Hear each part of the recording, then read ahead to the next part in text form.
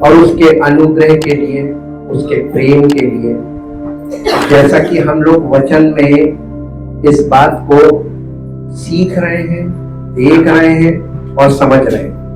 अगर किसी की समझ में नहीं आ रहा है, फिर भी आप सुनते रहिए, धीरे धीरे समझ में आएगा।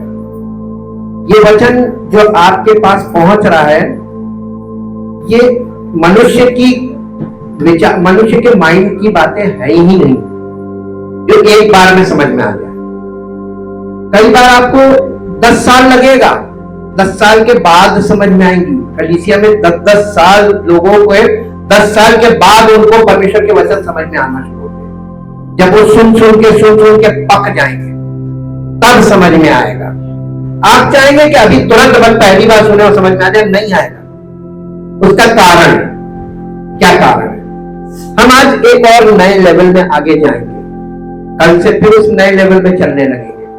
आपको मालूम है, परमेश्वर ने जब इस सृष्टि को शुरुआत की तो ये सृष्टि वीकली चलती है। पता नहीं आप लोग कैसे समझेंगे वीकली, ये हफ्ते हफ्ते चलती है। हर हफ्ते संडे से शुरू होता है, सैटरडे खत्म हो जाता है, फिर संडे से शुरू होता है, सैटरडे खत्म हो जाता है। Sunday is the first day of the week, पहला दिन है हफ्ते का। और पहले दिन यानी हम हफ्ते की शुरुआत कहां से करते हैं? जो लोग हफ्ते की शुरुआत कलीसिया में उपस्थित होकर परमेश्वर की उपस्थिति से करते हैं, उनके जीवन में परमेश्वर नई सृष्टि बनाने का काम करता है। ये वीकली है। परमेश्वर का प्रोग्राम कभी भी मंथली नहीं रहा है। आपको तनख्वाह मिलती मंथली, आप मंथली माइंडसेट से चलते हैं, लेकिन आपको मालूम है परमेश्वर वीकली चलता है। वीकली चलेगा पहली बात, लेकिन भोजन की जब बात आती है, रोटी की, तो परमेश्वर कहता प्रतिदिन का भोजन दूंगा, डेली बेसिस। कभी भी परमेश्वर आपको इतना नहीं देगा कि आपका प्राण कहे कि तेरे पास बहुत है, चैन का नहीं देगा। स्पिरिचुअली कह रहे हैं, फिजिकली नहीं, स्पिरिचुअली। तो स्पिरिचुअल लाइफ को आपको सरवाइव कैसे कराएंगे? जब परमेश्वर डेली ब्रेड की बात कर रहा है, तो आपको रोज ताजा आत्मिक भोजन मिलता है कि नहीं मिलता है? लेकिन इसकी वैल्यू बहुत से लोग समझ रहे, बहुत से लोग नहीं समझ रहे। कोई बात नहीं, आप जिस चीज का निरादर करेंगे उसका हिसाब देना पड़ेगा। ये आप पक्का लिख लीजिए, मैं बार बार आपको याद दिलाता हूं। आपको हिसाब देना पड़ेगा, क्योंकि परमेश्वर न्याय के दिन आपसे यही कहेगा कि तुम्हें रोज मिलता था, लेकिन तुमने कभी भी इंटरेस्ट नहीं लिया, क्योंकि तुम्हें आत्मिक से मतलब नहीं था, तुम्हें फिजिकल से। प्रभु हमें लॉटरी खोलते हैं, हमें ये पैसे दे दे। तुम पैसों पे भरोसा करते हो, उस पे नहीं जो सारी दुनिया को पाल रहा है। क्या पैसे से रोटी मिलती है? ये आपके माइंड में फिट है। आप सोचते हैं पैसे से चलता, दुनिया पैसे से नहीं चलती। परमेश्वर के लोग को बिना पैसे के परमेश्वर उन्हें चलाता है। अगर आपको अनुभव करना होगा तो आपको परमेश्वर के वचन में गहराई में उतरना पड़ेगा, तभी आपको समझ में आएगा। आज मैं आपके साथ जो विषय बांटने जा रहा हूं, पिछले हफ्ते जिस प्रकार से हमने अध्ययन किया है, अब नेक्स्ट टॉपिक है इन एडम एंड इन क्राइस्ट। आदम में और मसीह में। Adam and in Christ. आप सीधे सीधे नए नियम में जाकर सोचिए कि और जो कोई मसीह में है, आप कभी नहीं समझ पाएंगे जब तक आपको ये नहीं मालूम होगा कि आप किस में। परमेश्वर ने मसीह में स्वर्गीय स्थानों में सब प्रकार की आत्मिक आशीषें ऑलरेडी दे दी है। किसको दी? जो लोग मसीह में हैं, दे आर ब्लेस्ड, वो आशीषित है। और जो मसीह में नहीं है तो वो है कहां? आदम। अब आपको ये ओरिजिन बताते हैं। ये ओरिजिन आपको कभी भी पहले दिन आप सोचेंगे आपको समझा दिया जाए, नहीं समझ पाएंगे। ये तो इतना वचन जब आप सुन के ऊब गए, तब आपको लगा कि यार इतना वचन सुना, इसमें कुछ हमें रास्ता मिल नहीं रहा है, हमें कहीं से कोई सुराग नहीं मिल रहा है कि हमको क्या करना है, हमें किधर जाना है। जितनी बातें अभी तक आपने मैसेजेस के द्वारा प्राप्त की हैं, वो तो केवल गुड़ाई और जुताई है, अभी बुआई शुरू नहीं हुई। हालेलुया। और आप अगर उन बातों को रिपीट करके सुनते तो आपका माइंड काम करने लगेगा, अरे यार ये तो हम कर रहे हैं, ये तो हम कर रहे हैं। नहीं, you are in Adam, you are not eligible to do what the Bible says. तो वो नहीं कर सकते हो, मान लो। और इंसान मालूम है, इंसान की टेंडेंसी बताए, वो कभी भी नहीं मानेगा कि नहीं मैं नहीं कर सकता। यहूदी लोगों ने नहीं माना, वो यीशु मसीह के सामने खड़े हो गए कि तू उससे बड़ा है, तू उससे बड़ा है, तू अब्राहम से बड़ा है, तू इससे बड़ा है, तू नूह से बड़ा है। वो कंपेयर करने लगे यीशु मसीह को। क्या कर रहे थे? क्योंकि वे नहीं जानते थे कि ये है कौन। और यीशु मसीह भी जो उसे पहचान लेता था, उससे कहता था किसी से कहना मत। लेकिन एक बात और है, उसको ये मालूम था कि इसकी टेंडेंसी ये बोलेगा जरूर। आप अगर यीशु मसीह को जान गए और अगर आप किसी को जाके बताएं तो मानेंगे, यीशु मसीह को मालूम था, क्योंकि तुम बोलकर खुद फंस जाओगे, तुम साबित कर नहीं पाओगे। तो वो व्यक्ति जिसको तुम जाकर बोलोगे वो तुम्हें पकड़ लेगा कि तुम जो बोलते हो। हालेलुया। इसीलिए कलीसिया की स्थापना, क्योंकि कलीसिया के बिना हम मसीह में नहीं आ सकते। अब कभी मत सोचिएगा कि आप घर बैठे मसीह में हैं, नहीं हो सकते। आज देखिए हम आपको दिखाते हैं, जब हम हिब्रू लैंग्वेज में जाते हैं, अभी तक हम लोग ग्रीक में चल रहे थे, अब मैं हिब्रू में जाता हूं। हिब्रू लैंग्वेज मेरे साथ निकालिए उत्पत्ति की पुस्तक, उसका 2 अध्याय और उसका 60 पद पढ़िए। उत्पत्ति की पुस्तक 2 अध्याय और उसका 60 पद। तब यहोवा परमेश्वर ने आदम को भूमि की मिट्टी से रचा और उसके नथनों में जीवन का श्वास फूंक दिया और आदम जीवित प्राणी बन गया। 1 मिनट, अब इसको इंग्लिश में पढ़िए। And the Lord God formed man from the dust of the ground and breathed into his nostrils the breath of life, and man became a living soul. Soul का मतलब प्राण, और जब उसमें प्राण आ गया तो वो प्राणी कहलाया। अब आप बताइए, if you are in Adam you are a living soul, you are a living soul only, that's all. आदम में हर व्यक्ति एक प्राणी है। आप क्या है? आप किस में है? आदम में है ना? आदम में है, तो आदम में होने के कारण आप एक प्राणी है। और जानवर क्या है? वो भी प्राणी, उनको भी प्राणी बोला गया। तो आदम और जानवर में क्या अंतर है? If you are an Adam, you are just like a beast. आप एक पशु हैं, एनिमल लाइफ। और आप एनिमल लाइफ को समझना चाहते हैं तो आप जानवरों के चैनल्स हैं उनको देखिएगा, जो वाइल्ड लाइफ दिखाते हैं, उसमें जाके देखिए एंड सी एंड लर्न। वहां जाके सीखिए। एक जानवर दूसरे जानवर को मारकर अपनी प्रभुता स्थापित करता है, हाँ के ना? और एक जानवर भोजन के लिए दूसरे जानवर पर निर्भर है, उसे खाएगा, या आपस में एक दूसरे को खाते हैं। This is called animal life. और दूसरा, जंगल का जो कानून है, वो कानून यह है, माइट इज राइट। यानी आप अपने बल पे अधिकार प्राप्त करते हैं। यह है जंगल का कानून। Hallelujah. If you are in Adam, you are like a beast. इतनी जल्दी कोई इस चीज को एक्सेप्ट करेगा नहीं, क्योंकि आप कहते हैं मैं मानव हूं। आप मानव हैं तो आपके पास वो इंसान वाला दिमाग कहां गया? आपके पास तो जानवरों वाला दिमाग है। जानवर क्या करते हैं? झुंड में रहते हैं, वो सामाजिक होते हैं। जानवर भी, हाथियों का समाज है, बंदरों का समाज है, चींटियों का समाज है। हर जानवर का, हर प्राणी का एक समाज है, और वो सामूहिक रहकर अपने सामाजिक तौर पर उनमें इतनी यूनिटी होती है कि वो मिलकर, एक बच्चा उनका कोई पकड़ ले, वो मिलकर पूरा झुंड आएगा छुड़ाने के। भले छुड़ा ना पाए लेकिन कोशिश जरूर करेगा। इंसान भी यही कर रहा है कि नहीं कर रहा है ना?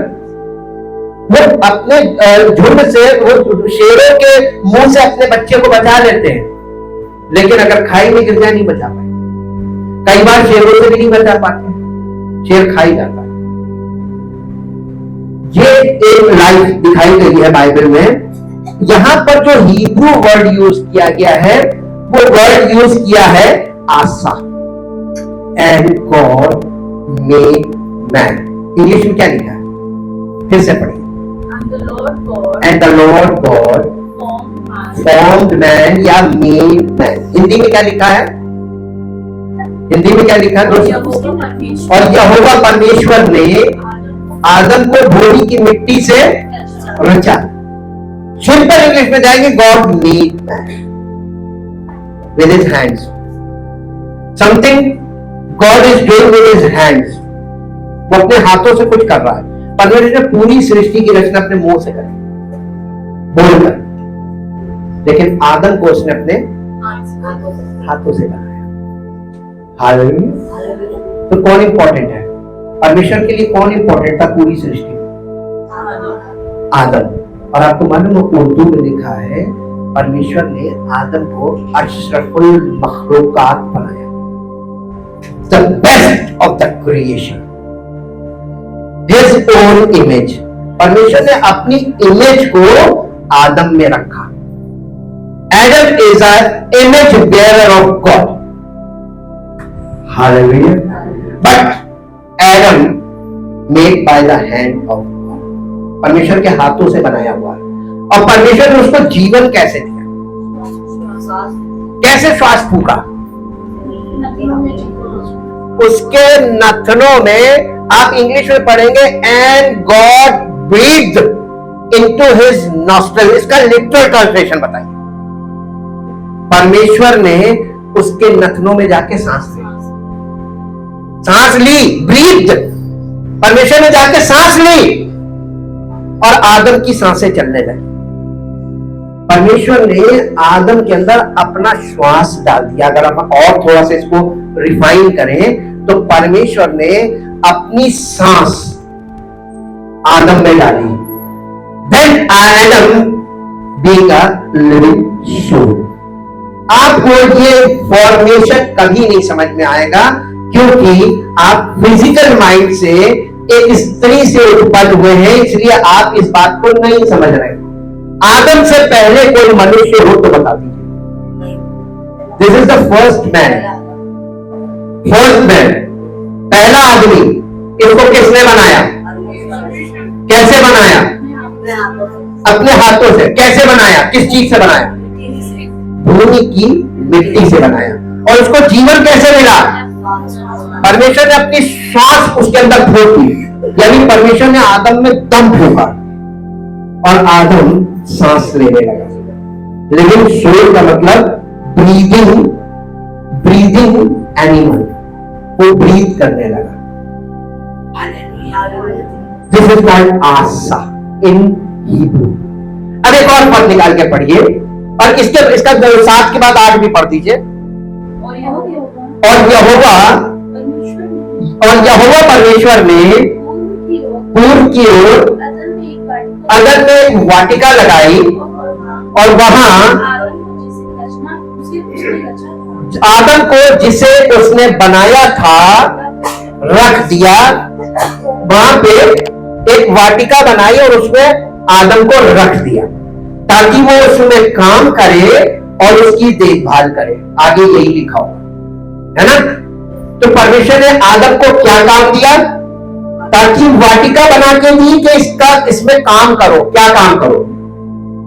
इसकी देखभाल करो। ये अपने आप में बहुत बड़ा काम है। इसकी देखभाल करो, तुम्हारे लिए इतना बहुत है। ये परमेश्वर ने एडम को रिस्पॉन्सिबिलिटी दी। बहुत ध्यान दीजिएगा, यहीं पे आपको नए नियम का सार मिल जाएगा। अब इसके बाद आइए पहले अध्याय, जेनेसिस चैप्टर 1, उत्पत्ति पहला अध्याय, उसका 26 पद पढ़िए। पहले हिंदी में फिर इंग्लिश में। फिर परमेश्वर ने कहा हम मनुष्य को अपने स्वरूप के अनुसार अपनी समानता में बनाएं और वे समुद्र की मछलियों और आकाश के पक्षियों और घरेलू पशुओं और सारी पृथ्वी पर सब रेंगने वाले जंतुओं पर जो पृथ्वी पर रेंगते हैं अधिकार रखे। जी, इसके बाद 28 पर 27 पर तब परमेश्वर ने मनुष्य को अपने स्वरूप के अनुसार उत्पन्न किया। क्या किया? अरे उधर तो बनाया था, बाद में। पहले क्या किया? बहुत ध्यान दीजिएगा, बाइबल में 2 आदम आपको उत्पत्ति में मिल जाएंगे। यहां पे उत्पन्न किया, और इसको उत्पन्न किया तो हिब्रू में लिखा है 12 और आशा, 2 वर्ड है। 12 का मतलब होता है उत्पन्न किया और आशा का मतलब होता बनाया। 2 अध्याय में उसने मैं आदम को बनाया, लेकिन पहले अध्याय में पैदा किया। कैसे पैदा किया? अपने स्वरूप में। परमेश्वर का स्वरूप क्या है? परमेश्वर आत्मा है। तो परमेश्वर ने आत्मा में एक मनुष्य की आत्मा को उत्पन्न किया, और मनुष्य की आत्मा और परमेश्वर की आत्मा एक ही है। आदम में थी आत्मा? 2 अध्याय वाले आदम में आत्मा थी? जो परमेश्वर ने उसमें श्वास फूंका, इसको कहते हैं द इंस्पिरेशन ऑफ गॉड। लेकिन इंस्पिरेशन एक युग के बाद फेल हो, वहीं शुरू में इंस्पिरेशन बहुत ज्यादा काम नहीं करता। एक फिजिकल आदमी को आप कितना भी प्रेरित करो, इंस्पायर करो, वो बाय नेचर जो है करेगा वही जो वो सोच रहा है। जैसा वो अपने मन में विचार करता वैसा ही वो करता है। आप चाहे कितना उसको इंस्पायर कर लो, इंस्पिरेशन बहुत ज्यादा काम नहीं करता। अब आप देखिए कि यहां पर परमेश्वर क्या कह रहा है कि और परमेश्वर ने उसको अपने समान, अपने स्वरूप में उत्पन्न किया। अपने ही स्वरूप के अनुसार परमेश्वर ने उसको उत्पन्न किया, और देखिए आत्मा में ही उसने नर और नारी रखे थे। नर और नारी करके उसने मनुष्यों की सृष्टि की। जी, और परमेश्वर ने देखिए आदम को नहीं मिली थी आशीष। परमेश्वर ने एडम को ब्लेस नहीं किया था। परमेश्वर ने किसको ब्लेस किया? स्पिरिचुअल एडम, आत्मिक मनुष्य को, जिसे उसने पैदा किया था। क्यों लिखा है पत्रियों में पौलुस ने कि यीशु मसीह के लिए वो परमेश्वर का प्रतिरूप और इस सृष्टि में पैदा उठा है। कैसे पैदा उठा हुआ? आदम से पहले वो है। इसीलिए यीशु मसीह ने कहा था कि इससे पहले कि अब्राहम हुआ मैं हूं, आई एम फर्स्ट। जी, अब हम जब इन एडम एंड इन क्राइस्ट पे आए तब मैं आपको ये भेद खोल रहा हूं, क्योंकि अब वो रद्दे लग गए कि आपको ये अंडरस्टैंड हो जाएगा आसानी से कि हम कौन है, हम कहां आज हैं। आदम में है कि मसीह में? आदम में बहुत ईमानदारी का जवाब है, लेकिन आप आदम में बहुत दिन तक सर्वाइव नहीं कर पाएंगे। आपको इटर्नल लाइफ नहीं मिलेगी, आपको ब्लेसिंग नहीं मिलेगी। आप जो सोच रहे हैं कि हमको बिना मसीह में जाए सब कुछ मिल जाए, नहीं मिलेगा, क्योंकि ब्लेसिंग दी नहीं थी आदम को। ब्लेसिंग किसको दी है? जैसे उसने आत्मा में उत्पन्न किया, उसको सारा अधिकार दे दिया। तुम्हारी तो आगे पढ़िए। और परमेश्वर ने उनको आशीष दी और उनसे कहा, फूलो फलो और पृथ्वी में भर जाओ और उसको यानी पृथ्वी को, बस एक मिनट रुक जाइएगा, क्या करना था? वश में। आप इसको इंग्लिश में पढ़िए। And God blessed them and said to them, be fruitful, multiply and fill the earth and subdue it. And what is the meaning of subdue?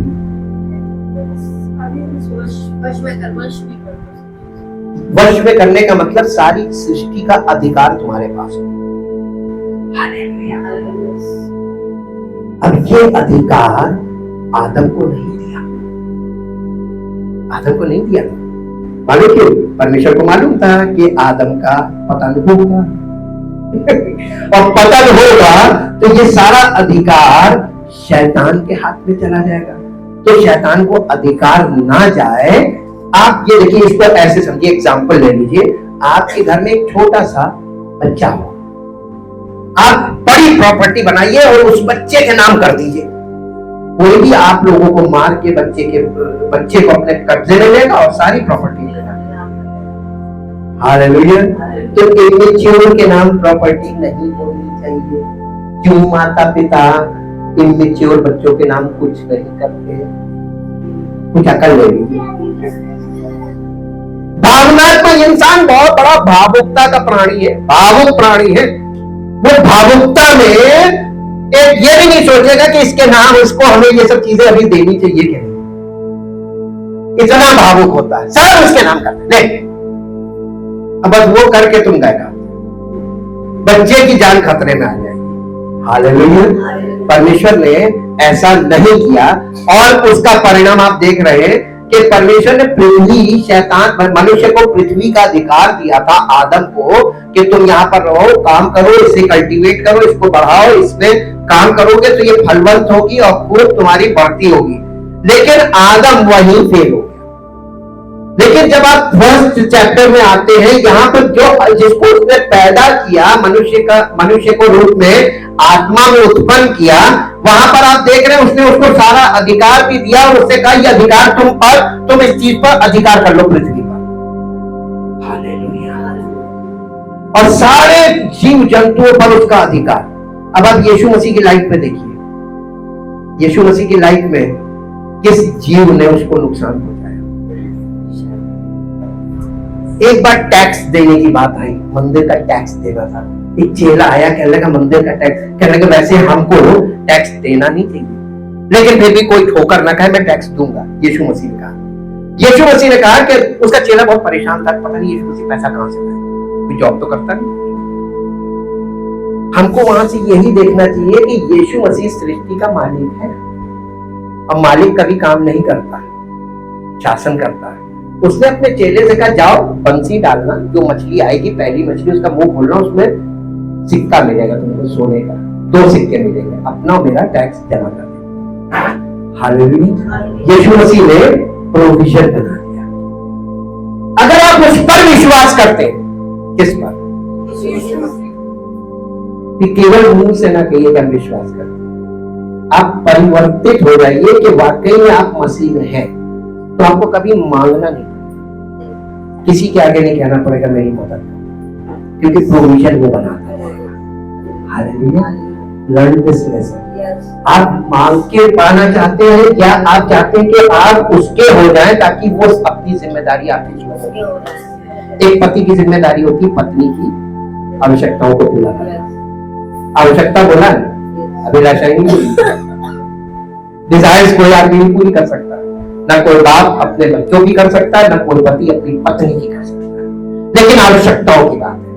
परमेश्वर पिता हमारी आवश्यकताओं को पूरा करेगा और यीशु मसीह कलीसिया की हर आवश्यकता को, ये प्रॉमिस है।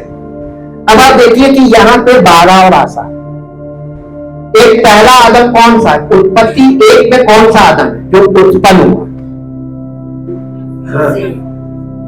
और 2 अध्याय में जिसे बनाया, एडम का मतलब होता है रेड।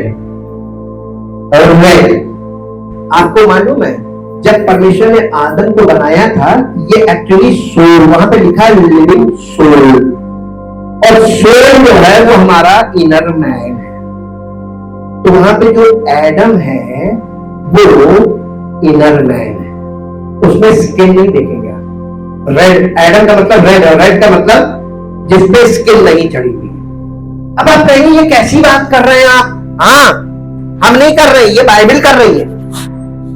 परमेश्वर ने जब वो पतन के बाद उनको वहां से रिलीज किया था, तो घर में जाके पढ़िएगा, परमेश्वर ने एक मेमना वहां पे बलि किया था और उसका चमड़ा उन पर चढ़ाया था, स्किन चढ़ाई थी, और तब वहां से निकाला था। तो इनर मैन के ऊपर जो ऊपर स्किन चढ़ाई गई वो बॉडी थी, उस बॉडी के साथ वो वहां से निकला था। जो हम लोग ये देखते हैं, ये हमारी स्किन जो है, इसको हटा दीजिए, अंदर रेड है, आपकी खाल उतार दी जाए तो आप बिल्कुल रेड निकलेंगे, वो आपका सोल है, और सोल के ऊपर खाल चढ़ गई, ये हो गया बॉडी। हालेलुया। अब आप आ जाइए नए नियम में, जब आप ये उसमें एम्पलीफाइड में ये दोनों वर्सेस उत्पत्ति में पढ़ेंगे तो आपको न्यू टेस्टमेंट की वर्सेस वहां पर कोड मिलेंगे, तो चेन रेफरेंस कहते हैं इसको, है। अब इसके साथ आ जाइए पहला कुरिन्थियों 15 अध्याय, पहला कुरिन्थियों उसका 15 अध्याय और उसका 44 वर्ष से 49 वर्ष तक पढ़ेंगे, बहुत आराम से पढ़ेंगे एक एक बार। स्वाभाविक देह बोई जाती है और आत्मिक देह, ये स्वाभाविक देह क्या चीज है, हमारा एडमिक बॉडी, नेचुरल बॉडी, ये स्वाभाविक देह कहां बोई जाती है। रोमियो 12:1 और 2 भूल गए, पौलुस ने क्या कहा था, अपने शरीरों को जीवित और पवित्र और परमेश्वर को भावता हुआ बलिदान करके जाए। बलिदान करने का मतलब दे, कहां, in the body of Christ. कलीसिया में अपने शरीर को बोलो, हालेलुया। कहां बोलना है, वाकई में बोलना चाहिए। क्या होगा बोलने से, ये स्वाभाविक देह जब तुम कलीसिया में बोल दोगे, सरेंडर कर दोगे, तो आत्मिक देह की उठेगी। आत्मिक देह क्या है, कलीसिया। हम अपनी आत्मिक देह की बात अभी ना सोचें, यही एक एरर चल रहा है क्रिश्चियनिटी में कि सब स्पिरिचुअल एंटिटी बनना मांग रहे हैं, जबकि एक ही है, आत्मिक मानव एक ही है, और वो है, तो सब मसीह बनना मांग रहे हैं। हम आत्मिक, हम आत्मिक, हमारे पास पवित्र आत्मा, हम आत्मिक देह, हमारे पास कहां आत्मिक देह। आत्मिक देह का मतलब समझते हो, आत्मिक देह का मतलब पिता पुत्र पवित्र आत्मा की वास्तविक उपस्थिति वहां पर हो, और वहां पर एक नहीं, वहां पर समस्त मानव जाति जो अपने शरीर को समर्पित कर रही, वो लोग, कलीसिया, उसको कहते हैं स्पिरिचुअल बॉडी। जी पढ़िए, स्वाभाविक देह बोई जाती है और आत्मिक देह जी उठती है, जबकि स्वाभाविक देह है तो आत्मिक देह भी है। ऐसा ही लिखा भी है कि प्रथम मनुष्य अर्थात आदम जीवित प्राणी बना, और अंतिम आदम, ये कौन था, ये तो पहले था आदम से पहले, लेकिन आया आदम के बाद। There are 2 federal heads in the human race. ये पूरी दुनिया में बहुत थोड़े लोग हैं जो जानते हैं, जो बाइबल से रिलेट करते हैं और राइट अंडरस्टैंडिंग अबाउट बाइबल, वही लोग जानते हैं। There are 2 federal head. Federal का मतलब समझते हैं, फेडरल का मतलब क्या होता है, नहीं मालूम। फेडरल गवर्नमेंट है। केंद्र सरकार को आप क्या बोलेंगे? हमारे यहाँ सेंट्रल गवर्नमेंट बोलते हैं, लेकिन ग्लोबली इसको बोले जाता है फेडरल गवर्नमेंट। फेडरल बैंक कौन सा है? आरबीआई। आपको नहीं मालूम? ऐसी एजुकेशन रखिए कि आप केवल इस दुनिया के टर्म्स को ना समझे, आप परमेश्वर के टर्म्स को भी समझे। That is the right education. आज एजुकेशन हमारे देश में ऐसी है नहीं, वैसे पॉसिबल भी नहीं। फेडरल का मतलब होता है सेंट्रल। केंद्र, मानव जाति का केंद्र केवल आदम नहीं था। मानव जाति के दो केंद्र हैं, एक है फिजिकल और एक है स्पिरिचुअल।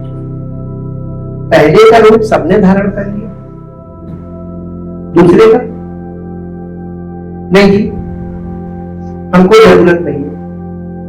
तो परमेश्वर ये थोड़ी ना कह रहा तुम्हें जरूरत है, लेकिन परमेश्वर ये जरूर बताता, बाइबल ये जरूर बताती है, अगर तुम मसीह में नहीं हो तो तुम्हारा जीवन अल्पकालिक है, 70-80 बस। इसके बाद मैक्सिमम, आज तो 100 तो बहुत बड़ी चीज हो गई, 60-70 आप पहुंच जाए बस, इसके बाद आपका दी एंड है। और आप उसके बाद आपका क्या होगा? उसके बाद क्योंकि न्याय है, और प्रभु यीशु मसीह जीवितों और मृतकों दोनों का न्याय करेगा। तो मरने के बाद भी आपको विश्राम नहीं मिलेगा, न्याय होगा। और उस न्याय के अनुसार आपको जिधर जाना, there are two sides, eternal life and eternal punishment. अब आप खुद सोच के देखिए कि आपकी जीवन शैली, आपकी विचारधारा, आप जिस प्रकार का जीवन जी रहे हैं, निश्चित होकर फिजिकल लाइफ में इन एडम आपका डेस्टिनेशन किधर है, क्या तो खुद देखना। This is your responsibility. हमारा काम तो अवेयरनेस का है, अवेयरनेस का है। इस अवेयरनेस का फायदा बहुत कम लोग उठा पा रहे। देखिए, दो फेडरल हेड का मतलब, एक वो आदम जो 2 अध्याय में बना, जहां से पतन के बाद मानव जीवन श्रृंखला शुरू हुई, जिसमें हम सब आ गए। और एक और फेडरल हेड है जो न्यू टेस्टामेंट में आ रहा है, और जो इस बात को बार बार बता रहा है कि मैं पहले से हूं और मैं आया हूं समस्त मानव जाति जो पतन की दशा में चलेगी उसको फिर से नए, यानी मनुष्य बनाने आया हूं, वो एनिमल बनने। जी आगे पढ़िए। और अंतिम आदम जीवन देने वाली आत्मा बना, परंतु पहले आत्मिक ना था पर स्वाभाविक था, इसके बाद आत्मिक हुआ। प्रथम मनुष्य धरती से अर्थात मिट्टी का था, दूसरा मनुष्य स्वर्गीय है। तो अब आप ये बताइए, उत्पत्ति 1 में वो कौन? नहीं, दो, एक धरती का, एक स्वर्गीय है। तो उधर जाके देखते हैं तो उत्पत्ति 1 में कौन है? स्वर्गीय है। कभी भी वहां अपने आप को एड ऑन मत कर लीजिएगा धोखे से। हालेलुया। और 2 अध्याय में अब जब वो जो आदम है वो कहां का है? अर्धली, धरती। अब आप ये बताइए, आप जब धरती के हो गए तो आपके पास जो मानसिकता वो कौन सी है? आपके पास जो ब्रेन है वो कहां तक सोचेगा? सारा काम अर्थली है, अर्थ आपसे छूटेगी नहीं। और आपके अंदर ग्रेविटेशनल फोर्स काम करेगी, द लॉ ऑफ ग्रेविटी। ये धरती आपको अपनी ओर खींचती है। अब आप एक बात बताइए कि परमेश्वर के अलावा कौन आपको ये ग्रेविटेशनल लॉ ऑफ ग्रेविटी से कौन छुड़ा सकता है? अच्छा, यीशु मसीह जब जी उठा तो वह ऐसे करके हवा में कैसे उड़ गया? लॉ ऑफ ग्रेविटी ने उस पर काम क्यों नहीं किया? हम आपके पास साइंटिफिक क्वेश्चन खड़े कर रहे हैं ताकि आपकी बुद्धि नहीं काम करेगी, क्योंकि वो स्वर्गीय बन गया। और स्वर्गीय व्यक्ति पर यही स्पिरिचुअल है, ये स्पिरिचुअल बॉडी है। और स्पिरिचुअल बॉडी, और यीशु मसीह की बॉडी क्या थी? स्पिरिचुअल बॉडी हो गई। अब ये स्पिरिचुअल बॉडी पर लॉ ऑफ ग्रेविटी नहीं काम करता। हालेलुया। आप जब एरोप्लेन में बैठ जाते हैं और एरोप्लेन हवा में जाता है तो लॉ ऑफ ग्रेविटी आप पर क्यों नहीं काम? लॉ ऑफ ग्रेविटी के जी, उसकी जो फ्लाइट है, और जब तक वो ऊपर नहीं होता उसका मोशन, उसकी स्पीड इंजन की इतनी होती है कि लॉ ऑफ ग्रेविटी उसको नीचे की ओर ना कर सके। इस टेक्निकल उससे बनाया जाता है कि वो लॉ ऑफ ग्रेविटी को फेस कर सके, और उसमें जितने लोग हैं वो आप उसके अंदर बैठे हुए हैं ना, तो आपके ऊपर तो काम करेगा ही, करेगा तो एरोप्लेन पे काम करेगा, और एरोप्लेन पे काम इसलिए नहीं कर पाता, उसको ऐसा बनाया जाता है, उसमें ऐसी स्पीड डाली जाती है। आप जब उसमें बैठेंगे, कभी बैठ के देखिएगा, उसमें जब आप बैठेंगे तो उसमें स्पीड उसकी बताता है, उसकी स्पीड 1000, 1200, 1500 इतनी स्पीड होती है पर किलोमीटर। लेकिन आप खिड़की से झांकेंगे तो ऐसी स्पीड दिखेगी नहीं आपकी, ऐसे लगेगा रेंगरा, और ऐसे थड़ा थड़ा बना, ऐसे झटके से लगते जैसे गाटर लगा हुआ। मालूम क्यों? क्योंकि हवा का प्रेशर इतना जबरदस्त होता है कि उसकी स्पीड उस हवा के प्रेशर को काट रही होती है, उसके विंग्स ऐसे घटते बढ़ते रहते हैं। हालेलुया। अब आप इस बात को समझिए कि मसीह में फिजिकल अर्दली माइंड काम क्यों नहीं कर सकता, क्योंकि आप जब बॉडी ऑफ क्राइस्ट, कलीसिया यही है, body of Christ, spiritual body, और इस स्पिरिचुअल बॉडी को वो प्रिपेयर कर रहा है, बना रहा है आपको, इसी में वो स्पिरिचुअल बॉडी में टिकने लायक बना रहा है, ताकि आप सब इस स्पिरिचुअल बॉडी का एक परमानेंट पार्ट बन जाएं, ताकि जब यीशु मसीह आए तो आप हवा में ऐसे। हालेलुया। इसी को रैप्चर बोला गया। जी, इसको कहां तक पढ़ा हमने? 47, 48, 49 भी पढ़ा। जैसे वो मिट्टी का था, कौन? 2 अध्याय वाला आदम, वैसे ही वे भी हैं जो मिट्टी के हैं, और जैसा वो स्वर्गीय था वैसे ही वे भी हैं। अब देखिए, 2 प्रकार की मनुष्य होगा इस पृथ्वी पर, एक इन एडम और दूसरे इन क्राइस्ट। अब आप कौन से वाले में आते हैं ये आपको खुद देखना है, जानकारी अवेलेबल है जी। और जैसे हमने उसका, किसका? उसका हाँ, जैसे हमने उसका रूप धारण किया, वैसे ही उस स्वर्गीय का रूप भी धारण करेंगे। किसी ने आज तक किया नहीं है, इसलिए आप धोखा मत खाइएगा, अभी कोई कर नहीं पाएगा। कोई व्यक्ति व्यक्तिगत तौर पर खड़ा होकर ये कहे कि मैं आत्मिक बन गया हूं, मैं आत्मिक हूं, मेरे पास पवित्र आत्मा है, कभी इस बात पर बिलीव मत कीजिएगा। मैं आपको बार बार बताऊं, ऐसी एंटिटीज बहुत सी खड़ी हो जाएंगी जिसे यीशु मसीह कहते हैं झूठे मसीह, जो सेल्फ डिक्लेयर करेंगे कि हम आत्मिक हैं, हमारी देह आत्मिक देह है और पवित्र आत्मा हमारे पास है। क्योंकि ये सत्य। अब आप यहां पर फॉर्मूला दिया, शायद आप पकड़ पाएंगे नहीं। अभी जो पद पढ़ा ये कौन सा है? 49 को इंग्लिश में पढ़ी। And just as we have borne the image, born की स्पेलिंग होगी BORNE, born। इसका मतलब क्या होगा? आपने मेडिकल टर्म्स में पढ़ा होगा वाटर बोर्न डिजीज, यानी पानी से जनित बीमारियां। संक्रमित पानी पीने से वो आपका शरीर संक्रमित हो जाता है, संक्रमण पानी के द्वारा जाता है। तो ये एक ऐसी चीज है जनित। जैसे हमने उस आदम का स्वरूप धारण किया, जैसे वो आदम था मिट्टी का, वैसे ही हम भी हुए। कैसे हुए? कैसे हमने उसका स्वरूप धारण किया? मिट्टी की देह से जन्म लेकर। हमारी मां मिट्टी की देह से ही थी, और हमारी देह हमारी मां में डेवलप हुई मिट्टी की देह में, और हमारा फिजिकल बर्थ हुआ बाय द फिजिकल बर्थ।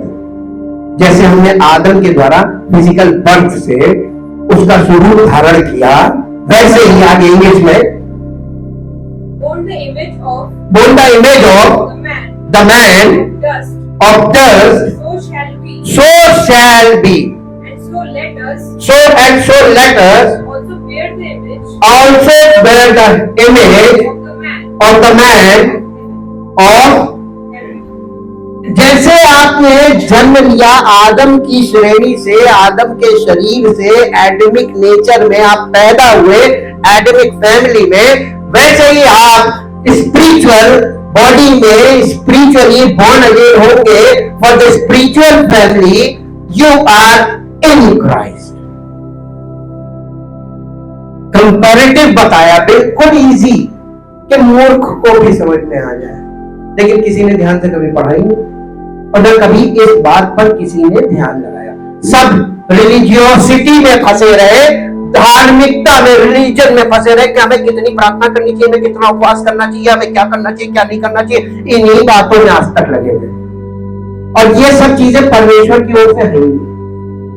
क्यों यीशु मसीह ने कहा, देखिए हम आपको बहुत कॉमन सेंस से बता दें, यीशु मसीह किस गद्दी से आ रहा. पहली बात ही बताइए, ये किंगली गद्दी है, यानी राजा की गद्दी. और यीशु मसीह ने कहा कि शास्त्री फरीसी किसकी गद्दी पर बैठ गए. ये काहे की गद्दी थी? रिलीजन. आज कलीसिया में कौन सी गद्दी दिख रही है? वही शिक्षा भी है, जैसी गद्दी वैसी शिक्षा. लेकिन यीशु मसीह ने कभी रिलीजियस टीचिंग नहीं दी, बल्कि ऑपोजिट बोला. कैसे लोग कहते हैं कि हम मसीह को जानते हैं. आप यीशु मसीह का नाम ले रहे हैं ना, आप बहुत कठोर दंड के भागी होंगे, क्योंकि अगर आप मसीह में नहीं तो आपसे हिसाब लिया जाएगा कि तुमने मेरे नाम का माहौल क्यों बनाया. तुमने ये ब्लास्फेमी बोलते हैं कि यानी यीशु मसीह के स्वरूप को प्रकट करना गलत तरीके से, और जबकि वो आप में नहीं है फिर भी डिक्लेयर करना, इसी को ब्लास्फेमी बोलते हैं. ईश निंदा. और ईश निंदा के अंतर्गत आपके साथ होगा मालूम, इसका क्या है? डेथ. ब्लास्फेमी यानी इसमें धोखे में आ जाना. ये एक प्रकार का धोखा है. अब आप इसको इंग्लिश में पढ़िए. 1 Corinthians chapter 15 verse 44 to 49 in English. It is shown a natural body. It is raised a supernatural body. देखिए आप लोग ने पता नहीं इंग्लिश को कितना अच्छा समझते हैं. यहां पर लिविंग थिंग की बात कर रहा है, लेकिन IT लगा रहा है, यानी ये इटर्नल ट्रूथ है. ये इट जब लगाया जाता है, जैसे परमेश्वर का वचन जो है वो सत्य है, तो परमेश्वर के वचन को जब बोलेंगे कि ये सत्य है, तो आप बोलेंगे it is a truth. Word of God is a truth. या इट जब आप प्रोनाउन का इस्तेमाल करेंगे तो इट लगाएंगे. पर्टिकुलर चीज को इंगित करना. अब यहां पे इट यूज किया जा रहा है. It is a natural body. It is sown a natural body. It is raised a supernatural body. There is a physical body. There is also a spiritual body. यहां पे spiritual body जो बोला जा रहा है ना, ये सारे मनुष्यों की बॉडी को नहीं बोला जा. Only one. That is the true church of Jesus Christ. Ji. Thus, it is written, first man Adam became a living being and individual. बहुत अच्छा है. एक आदम एक इंडिविजुअल पर्सनालिटी है.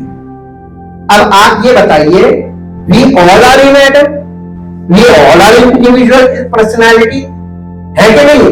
और अगर एक इंडिविजुअल पर्सनालिटी ये डिक्लेयर करते हैं कि पवित्र आत्मा मुझ में, मैं आत्मिक हूं, तो आप क्या हो गए? आप मसीह की टक्कर कर रहे हैं कि मैं भी मसीह हूं. यही बहुत सही पकड़ा. ये एंटी क्राइस्ट बॉडी हो जाएगी. ये मसीह की बॉडी नहीं हो सकती, क्योंकि मसीह की बॉडी एक है, वो है कलीसिया, और कलीसिया का तुम अंग हो सकते हो, लेकिन स्पिरिचुअल बॉडी नहीं हो सकते हो। ये एक पर्सनैलिटी है एडम की। जी, the last Adam Christ became a life-giving spirit,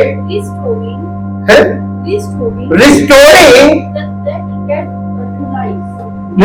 the dead to life। यानी ये जो आत्मिक देह है मसीह, इसका काम क्या है? मृतकों को जीवन देना।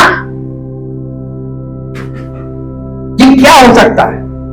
बॉडी ऑफ क्राइस्ट मृतकों को जीवन दे रहा है ना, आत्मिक मृतकों को आत्मिक जीवन कौन दे रहा है? अब आप देखिए, यहां पर एक मनुष्य खड़े होकर नहीं दे रहा है, हाथ रख के नहीं दे रहा, प्रार्थना से नहीं दे रहा है। इंग्लिश में जाएंगे, बहुत क्लियर है जी। आगे, but it is not the spiritual life which came first, but the physical, then the spiritual follow। उसके बाद आत्मिक में वो लोग फॉलो करेंगे जी। The first man was from out of earth, made of dust, earthly minded। Second man is the Lord from out of heaven। Now those who are made of the dust are like him who was first made of the dust, and as is from heaven, so also are those who are of heaven heavenly minded। आप heavenly minded कैसे हो सकते हैं without the body of Christ?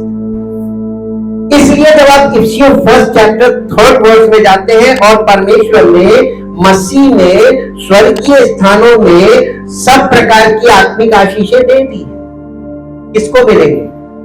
जो कोई मसीह में है। आपको मसीह में आना पड़ेगा, आपको एडमिक उसमें कुछ नहीं मिलेगा। अब बताइए, मैं इतने समय से झूठ बोल रहा था लोगों से, आपको फिजिकल लाइफ में मिलेगा कुछ नहीं।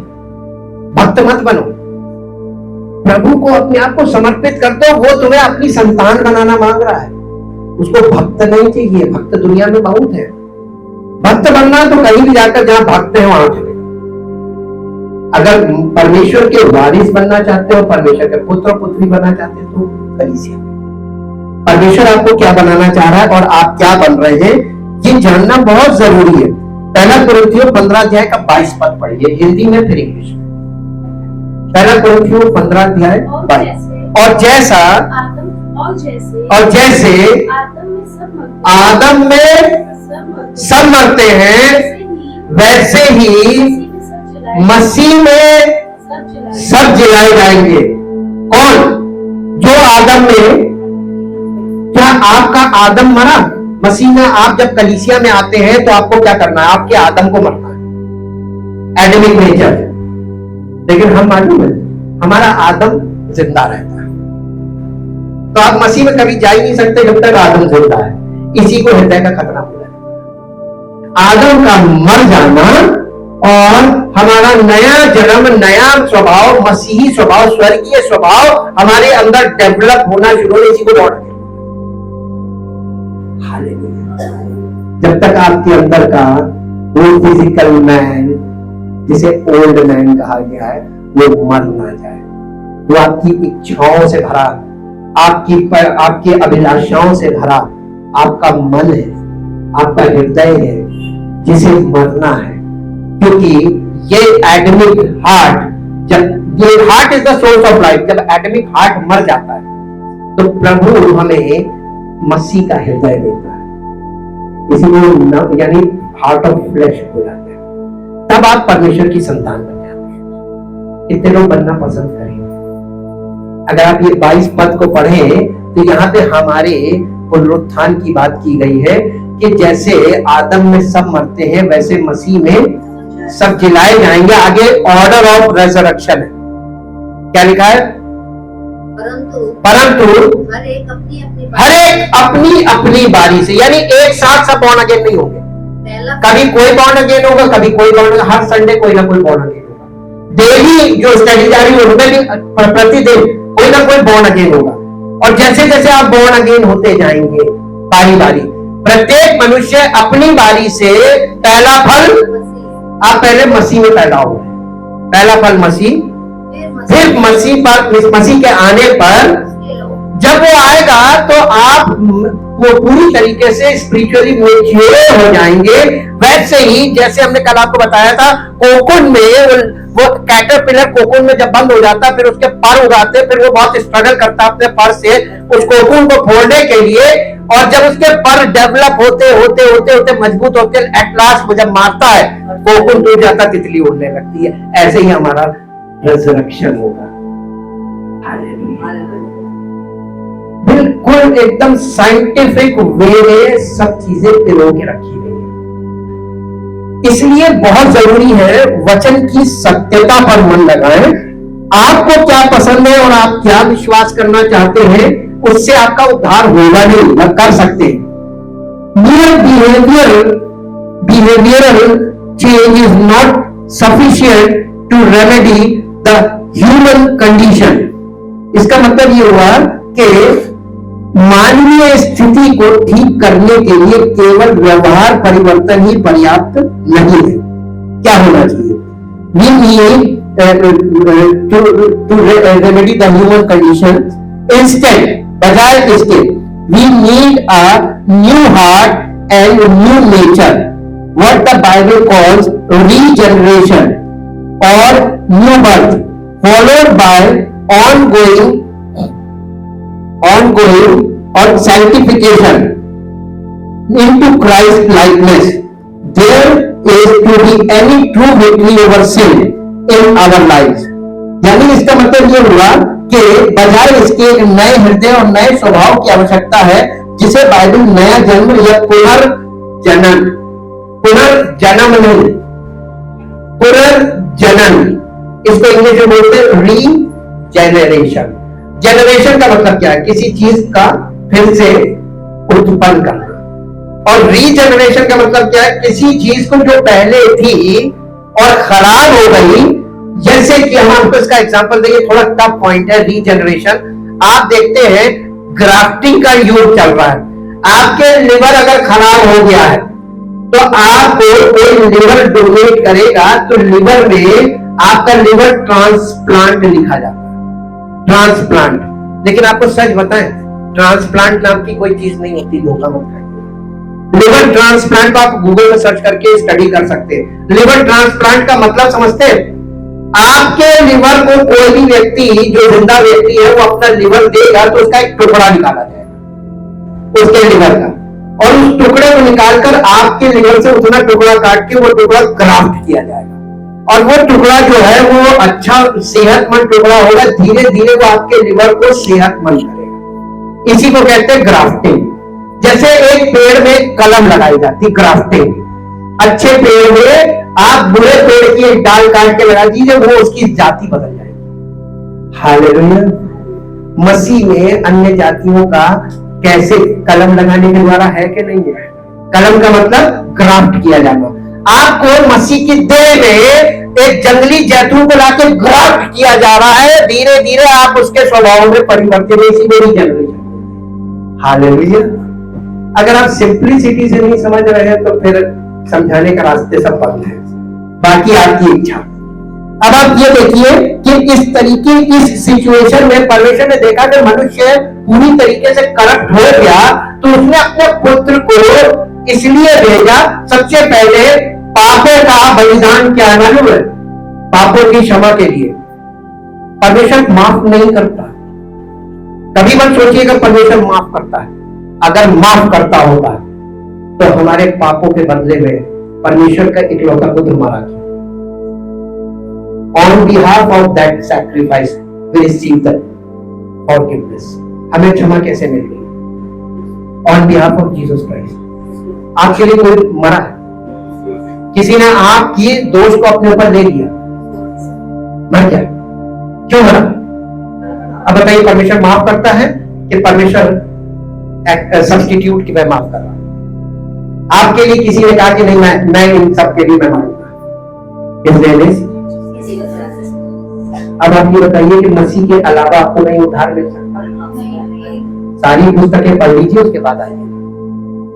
ये मेरा चैलेंज नहीं है, ये उसका चैलेंज है, मेरे प्रभु का। और हम उसके हाथों बिक गए क्योंकि उसने अपने प्राण के द्वारा हमें खरीद लिया। है मैं सोल्ड आउट पर्सन, और सोल्ड आउट व्यक्ति सच बोलेगा, क्योंकि मैं मर चुका हूं इस संसार के लिए।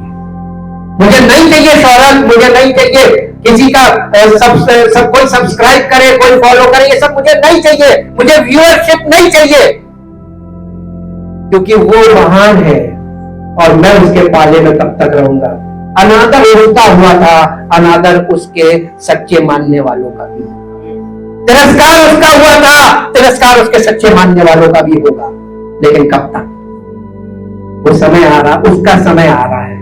हमारा राजाओं का राजा आ रहा है और हम उसके इंतजार में रहेंगे, उसी की लीक पर बने रहेंगे, बिल्कुल एज इट इज। चाहे कोई इस बात को अच्छा किसी को लगे या बुरा लगे, जो कोई प्रभु से प्रेम करता है और इस बात का दावा करता है कि मैं उस पर विश्वास करता हूं, वो इन बातों से अवश्य सहमत होगा। और जो विश्वास नहीं करता वो सहमत नहीं होगा। इसी से देखिए, मैं आपको लास्ट में मेरे साथ एक वर्ष निकालिए, हम प्रार्थना में चलेंगे।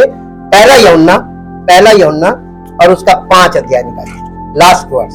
पहला यूहन्ना 1 जॉन चैप्टर 5, पहला यूहन्ना और उसका 5 अध्याय, नहीं 4 अध्याय का 6 पद पढ़िए, बल्कि 5 पद से पढ़िए। वे संसार के हैं, इस कारण वे संसार की बातें बोलते हैं। जो संसार के हैं वो संसार की बातें बोलेंगे और संसार उनकी सुनता है। जिसकी संसार सुन रहा है वो मसीह के नहीं है, धोखा मत खाना। संसार का मतलब मेजॉरिटी जिसकी सुन रही है, और मेजॉरिटी लोग जो बिलीव कर रहे हैं वो सब संसारी है, क्योंकि सारा संसार किसके वश में? हाँ जी, हम परमेश्वर के हैं। जो परमेश्वर को जानता है वो हमारी सुनता है। जो परमेश्वर को नहीं जानता वो हमारी नहीं सुनता। इसी से हम जान जाएंगे कि कौन परमेश्वर के, मसीह के, कौन मसीह के नहीं। ये लिटमस टेस्ट रखा, लिटमस टेस्ट। इस प्रकार हम सत्य की आत्मा और भ्रम की आत्मा को पहचान लेते हैं। इंग्लिश में पढ़ दीजिए जल्दी से, और क्लियर हो जाएगा। We are children of God, whoever is learning to know God progressively, to perceive, recognize and understand God by observation and experience, and to get an ever clearer knowledge of Him, listens to us, and he who is not of God who is not of God does not listen or pay attention to us. By this we know, recognize the spirit of truth, the spirit of truth the spirit of error. and spirit of error। जो लोग प्रार्थना में खड़े होना चाहते हैं, यदि आज आप रियलाइज कर रहे हैं कि अब तक मैं भी गलत सोच रहा था, अब तक मैं भी इस बात को मैं भ्रमित हो रहा था, अब तक मैं भी भ्रमित हो रहा था कि कहीं हम लोग गलत शिक्षा में तो नहीं जा रहे, कहीं हम लोग गलत प्रचार तो नहीं सुन रहे, गलत शिक्षा को तो नहीं ग्रहण कर रहे कहीं, क्योंकि बाहर से लोग आपको भ्रमित करेंगे। अगर आपको अभी तक ऐसा महसूस हो रहा है, रियलाइज हो रहा है, ध्यान दीजिए वचन पे। और अगर आपको रियलाइज होता कि नहीं मैं गलत सोच रहा था, मैं गलत असेसमेंट कर रहा था, मैं अपने आप को करेक्ट करना चाहता हूं, आप अपने स्थान पे खड़े होकर इस प्रार्थना में शामिल हो सकते हैं। परमपिता परमेश्वर आपका धन्यवाद करते हैं क्योंकि आप धन्यवाद के योग्य हैं। हम प्रभु शारीरिक मनुष्य हैं, आदम वाला स्वभाव हमारे अंदर है जो पतन से भरा है। इसीलिए प्रभु हमारे अंदर हम सब के अंदर एक प्रवृत्ति काम करती है कि हम बहुत आसानी से भ्रमित हो सकते हैं, बहुत आसानी से सच्चाई से भटक सकते हैं, वचन में भटक सकते हैं, भावनात्मक वश हम भटक सकते हैं। हम किसी भी बात में, जिस क्षेत्र में हमारे स्वभाव में इतनी कमजोरियां हैं कि हम किसी भी पॉइंट पर भटक सकते हैं और कोई भी हमारा शिकार कर सकता है आसानी से। इसलिए प्रभु आज आपकी इस उपस्थिति में हम सब खड़े हुए हैं अपनी इस कमजोरी के साथ कि हमको जैसा समझना चाहिए वैसा अब तक हम समझ नहीं पाए। अगर हम संपूर्ण रीति से इन सब बातों को समझ लेते तो हमारा जीवन प्रभु की महिमा में स्थापित हो जाता और प्रभु अपनी ओर से इस बात की गवाही देता कि ये इसके अंदर मेरा जीवन है, ये मेरा है। पवित्र आत्मा के फलों के द्वारा वो गवाही हर व्यक्ति के जीवन में प्रकट होने लगती है। हम चाहते हैं पिता परमेश्वर कि जब तक पवित्र आत्मा के फल प्रकट ना हो, हम सब कलीसिया में रोते जाए, हम बोल दिए गए, हमने अपने शरीरों को बोल दिया है ताकि प्रभु आपकी उपस्थिति में हम स्पिरिचुअली ग्रो अप हो, मसीह की देह का अंग बनकर उभरे, ना कि स्पिरिचुअल बॉडी बनकर। हम मसीह की देह का एक अंग बने ताकि प्रभु की महिमा की योग्य हो और प्रभु की महिमा पूरी कलीसिया के सर्व विश्वासियों को फर्क फर्क रूप में, देह के फर्क फर्क अंगों के रूप में डेवलप करके प्रभु की देह को प्रकट करें ताकि उसका नाम महिमा पाए। आपकी इच्छा पूरी हो, आपकी महिमा प्रकट हो और आपका नाम महिमा पाए। इस प्रार्थना को आपके लौटे को प्रभु यीशु मसीह के नाम से आमीन।